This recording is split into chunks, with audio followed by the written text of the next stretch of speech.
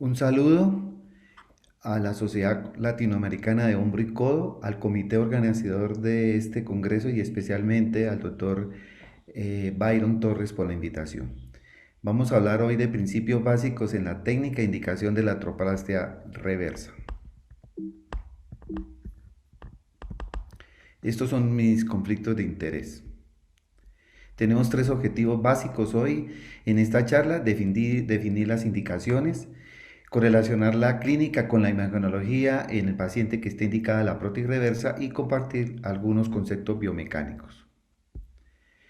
Ya sabemos todo que las indicaciones de la prótesis reversa son relativas y absolutas, y cada vez vemos más indicaciones absolutas dependiendo de las características del paciente y de las necesidades del cirujano.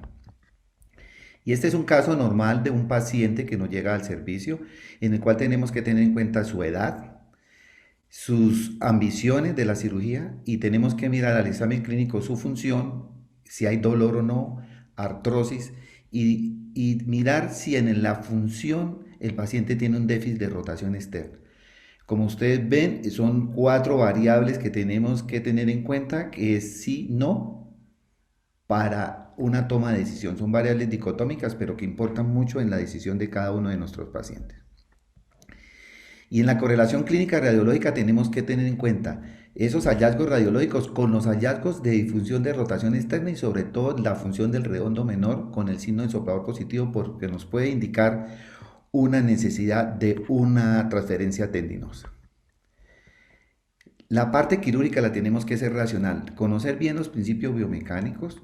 y estar familiarizado con una sola prótesis. Ya hay muchos, más de 30 o 40 diseños, y si vamos cambiando cada vez de prótesis, de pronto no vamos a hacerlo de la mejor manera. Y tener en cuenta la planificación de la rehabilitación del paciente, de las características del paciente, la prótesis, y si hubo necesidad de hacerle transferencia o no, o si se le suturó en su escapular. La felicidad de la prótesis reversa ha cambiado muchos años, porque pronto vimos que tenía problemas de aflojamiento, y a través del tiempo los hemos ido corrigiendo. Los principales problemas de este perímetro impingement, como lo dice el artículo del Josh Aldwell y el doctor Sotelo, tenemos tres puntos muy básicos. El primero, el pinzamiento glenohumeral inferior, el de la tuberosidad mayor con el acromion, y ahora también la tuberosidad menor con la coracoides. Y a medida que vamos cambiando los modelos o las técnicas, puede que nos pasemos de un lado para el otro, y por eso tenemos que tener claramente la planeación de estos pacientes. Este perímetro impingement o perímetro impingement, lo que conocimos cuando empezamos nuestros estudios de hombro con Maxen, que es lo que hablaba en el rocking, o se hablaba, o se habla todavía el rocking horse, como dice la figura.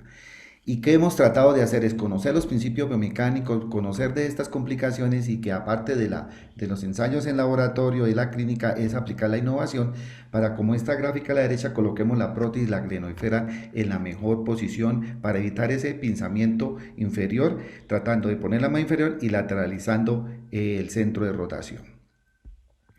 Y esto es uno de nuestros casos en el cual hacemos estos principios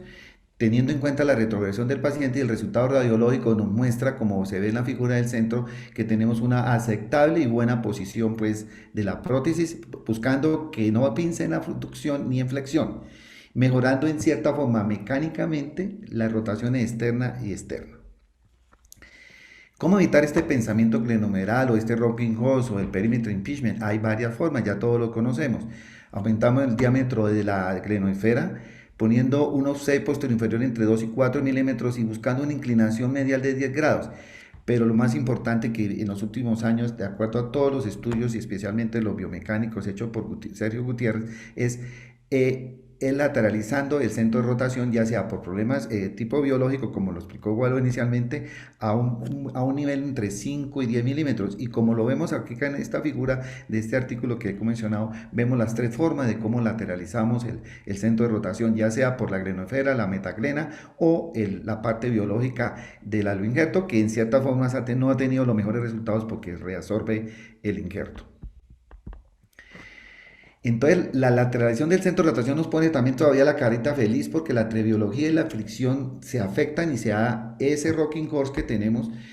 o ese pinzamiento perimetral del hombro, pues se trata de disminuir, tratando de disminuir el aflojamiento de la glenoidefera, mejorando la movilidad y disminuyendo el estrés, entre esos también como a las fracturas del acromio como una falta de riesgo. Uno de los problemas de la lateralización es la dificultad para suturar el subescapular.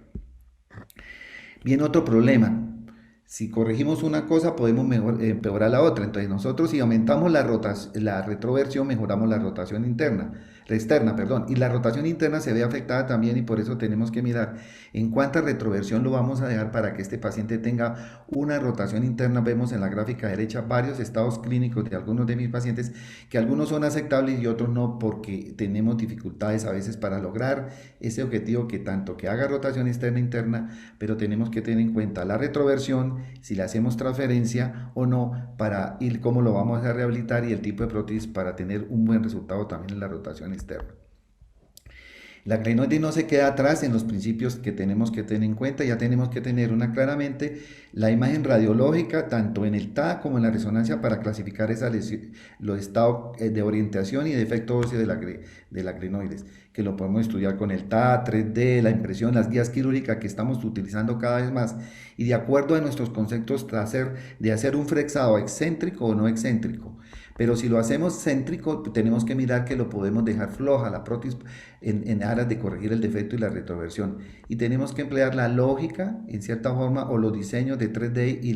y los diseños de la industria para poder colocar una cuña con una buena orientación que nos corrija el defecto óseo y una cuña también que nos ayude a restaurar la retroversión normal, que lo ideal no sea mayor entre 7 y 10 grados o muchas veces dejarla en neutro para dejar la perpendicular a la línea de tracción de la glenoides. La atención de los tejidos blandos desde Grauman, desde 1985, ya sabemos que uno de los principios era el alargar. Y ese alargamiento es lo que hace la prótesis reversa, lo que hace mecánicamente mejorar la flexión como tal. Por eso necesitamos, si hay falta de rotación externa o tenemos alguna deficiencia en la rotación interna, es hacer tejidos blandos como las transferencias. Y una forma de mirar esa tensión de tejidos blandos es clínicamente y con la experiencia mirar cómo queda la tensión de los tejidos blandos y hacer la prueba introduciendo si deja introducir el dedo en el espacio entre la glenosfera y la parte humeral, y la otra es hacer la prueba de estabilidad. Yo la conozco también con la prueba de la enfermera, en tratar de hacer retrotracción a ver si qué tan fácil se reduce o qué tan difícil también se luxa, y de acuerdo a esos criterios clínicos de experiencia podemos mirar que de pronto nuestra prótesis ha quedado con la mejor tensión, la más adecuada, y como hizo evitar el riesgo en corto tiempo de fracturas de estrés del acromio. Pero ¿cómo evitar este pinzamiento glenomeral? También lo podemos hacer no solamente con la neuroferra, lo podemos hacer también, ya los estudios lo hizo a nivel cómo colocamos el componente humeral, en qué tanto varo lo vamos a colocar. Y ya lo ponemos en 130 porque inicialmente los diseños eran más grandes, de grados de 150, hay un pensamiento mayor. Aquí el problema es que corregimos, dejamos menos tensión en la parte inferior, pero acortamos la distancia entre la tubulación del acromio, y viene el otro problema que viene a ser un pinzamiento, como describí al comienzo, un pinzamiento del húmero con acromio. Entonces, es muy difícil a veces controlar todas las variables, pero poco a poco, con la experiencia de cada paciente, le vamos a dar la mejor técnica.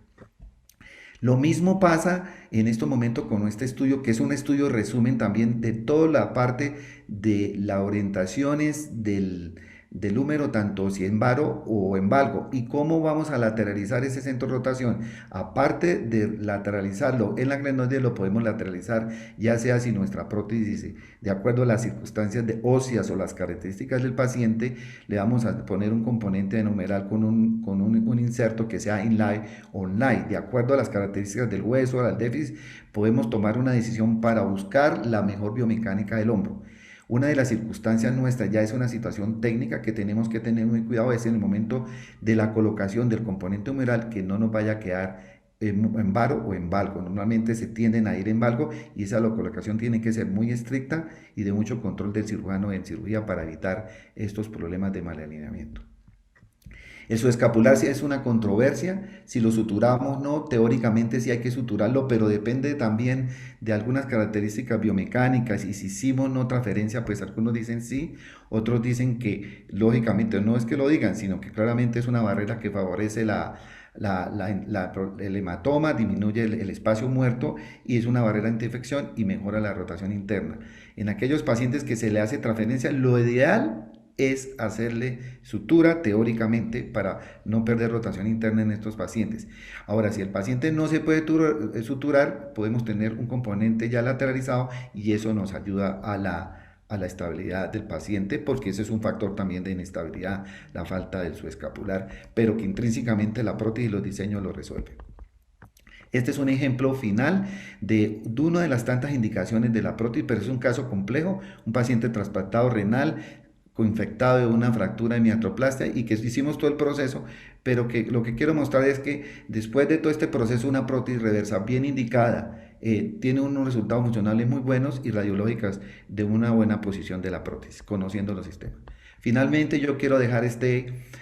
mensaje en este esquema que yo he hecho, que lo ven un poquito irregular, pero es que estos son variables muy pocos controlables algunas. La del paciente, que es el resumen de hoy, tener en cuenta la función, las imágenes diagnósticas de cada uno de nuestros pacientes, los tejidos blandos, el rocking horse o el perímetro impeachment, el diseño de la prótesis y la rehabilitación. Y todo esto tiene unas flechas que conectan con la evidencia, lo que hemos revisado cada vez con nuestra experiencia, los estudios clínicos, los estudios mecánicos, y tomar una decisión para cada uno de los pacientes para que esta prótesis reversa quede en la mejor colocación y tenga una larga vida. Para todos ustedes, muchas gracias y nuevamente felicitación al comité organizador.